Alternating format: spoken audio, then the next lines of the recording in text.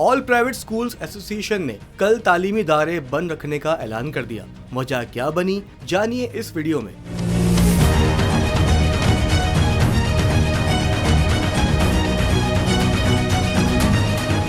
Jammu Kashmir joint عوامی action committee نے 5 دسمبر کو غیر معینہ مدت تک احتجاج کا اعلان کر دیا. آل آزاد کشمیر انجمن تاجران نے بھی جوائنٹ عوامی ایکشن کمیٹی کی ہڑتال کی حمایت کر دی، جس کے بعد آل پرائیویٹ اسکولز ایسوسی ایشن نے 5 دسمبر کو اسکول بند رکھنے کا اعلان کر دیا ہے. حکومت نے آزاد کشمیر میں آرڈیننس کی خلاف ورزی پر مقدمات درج کر رکھے ہیں.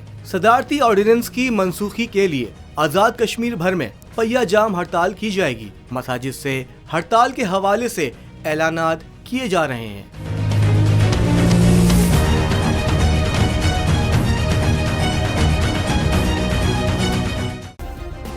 سبسکرائب کریں اور بیل دبائیں تاکہ کوئی خبر رہ نہ جائے.